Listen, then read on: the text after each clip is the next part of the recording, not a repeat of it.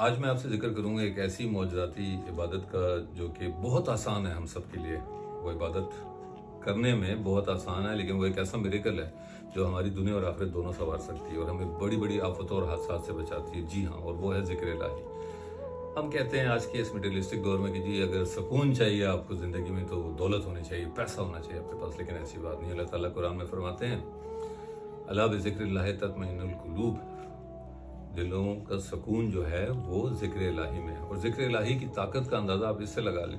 حضرت یونس علیہ السلام والا واقعہ آپ نے سنا ہوگا کہ اللہ تعالیٰ ان سے ناراض ہوئے، وہ ڈیٹیل بعد میں ڈسکس کریں گے. تو ویل کی مچھلی نے ان کو نگل لیا تھا. اچھا، سائنس کیا کہتی ہے آج کہ ویل کی مچھلی اگر انسان اس کے پیٹ میں چلا جاتا ہے یا تو وہ فوراً اسے اگل دے گی. اور اس کا ایک ریفرنس میں آپ کو آج کل سوشل میڈیا پہ بھی یہ سرکولیٹ کر رہی ہے ویڈیو. ایک کوئی چھوٹی سی کشتی پہ بندہ چلا رہا ہے، اس کو ویل مچھلی نگلتی ہے اور ود ان سیکنڈز باہر اگل دیتی ہے. اور ان کیس اگر نگل لیا ویل مچھلی نے تو اندر ایسا کوئی نظام نہیں ہے کہ انسان سروائیو کر سکے. لیکن اللہ کے حکم سے حضرت یونس علیہ السلام نے وہ 40 دن کی سزا ناراضگی کاٹی اور وہاں پہ ایک تسبیح وہ اپنی غلطی کو اکنالج کر کے کرتے رہے، اور وہ تھی لا الہ الا انت سبحانک انی کنت من الظالمین. تو تسبیح میں اتنی طاقت ہے. کیا ہم تسبیح کرتے ہیں؟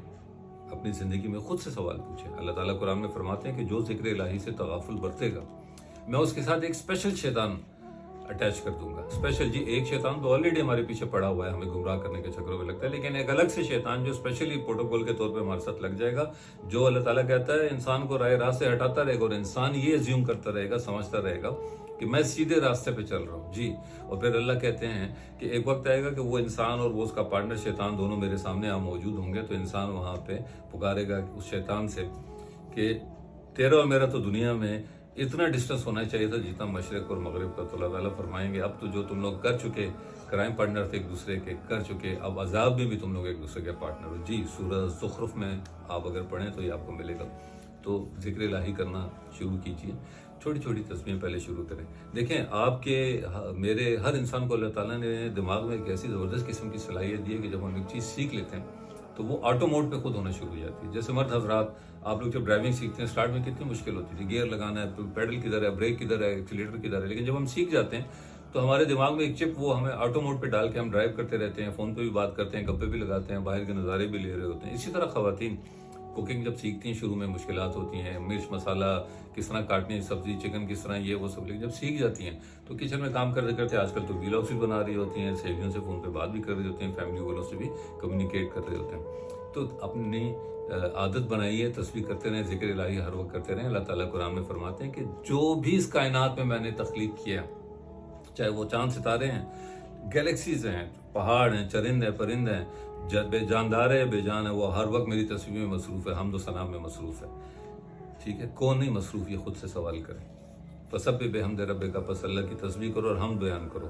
اللہ تعالیٰ کو قرآن میں بار بار 80 مقامات پر یہ ذکر ہے. اللہ تعالیٰ نے ہمیں تسبیح کرنے کا کہا. اور تسبیح نہ کرنے کے نقصانات ایک دو میں آپ سے جلدی ڈسکس کر لیتا ہوں. میں اسلام آباد سے پشاور بائی روڈ جا رہا تھا. زمانے میں جی ٹی روڈ ہوتی تھی. تو ہم سے آگے ایک بس کا حادثہ ہوا. ہم دوست جو ہے گاڑی روک کے دوڑے، وہ کھائی میں گری کہ ہم زخمیوں کی مدد کر سکے. تو جو بس کا کنڈکٹر تھا وہ زنکدن کے موڈ میں تھا. زنکدن اس فیز کو کہتے ہیں جب روح آپ کے جسم سے جا رہی ہوتی، فرشتوں سے کھینچ رہے ہوتے ہیں. تو وہ آوازیں لگا رہا تھا اس روٹ کی کہ پنڈی پشاور، پنڈی پشاور، پنڈی اٹک. اور ہم اسے کہہ رہے بار بار کہ بھائی کلمہ پڑھ لے، لیکن وہ ایسے ہی فوت ہو گیا. اللہ اس کی مغفرت فرمائے. اسی طرح ایک میک اپ آرٹسٹ ہیں ہمارے، وہ ان کے کمرے میں گیس ہیٹر، وہ گیس چلی گئی، واپس آئی اور وہ جو ہے دھماکے سے وہ جل گئے. وہ ایک آرٹسٹ بھی ان کے ساتھ، وہ بھی مرتے وقت ہم ان کے ساتھ کھڑے تھے. کہتے رہے ہم ان کو کلمہ پڑھ پڑھ کے ان کو کہہ رہے تھے، لیکن وہ جو ان کی زبان پہ یہی تھا کہ بلش آن لے آؤ، لپسٹک لے آؤ، اس کا میک اپ کر لو. اور اسی طرح وہ فوت ہو گیا. اللہ پاک ان کی مغفرت فرمائے. تو سوچئے، غور فرمائیے، آپ کیا پسند فرمائیں گے؟ ہم مسلمان ہیں، مرتے وقت ہمارے منہ پہ، ہمارے لبوں پہ کیا الفاظ ہونے چاہیے؟ کلمہ ہونا چاہیے نا. تو ذکر الہی پریکٹس کریں، چھوٹی چھوٹی تسبیحیں کرنا شروع کریں. آٹومیٹکلی آپ کی نا یہ ایک عادت بن جائے گی. پھر بڑی بڑی تسبیحیں کریں، ہر وقت اللہ کے ذکر میں مشغول رہیں. اور یقین کریں تسبیح میں بہت طاقت ہے. یہ آپ کو بہت ایسی بلاؤں سے بچائے گی جس کا آپ سوچ بھی نہیں سکتے. اور اللہ تعالیٰ کے ایسے ایسے معجزے آپ کی زندگی میں ہونا شروع ہوں گے کہ آپ خود حیران رہ جائیں گے.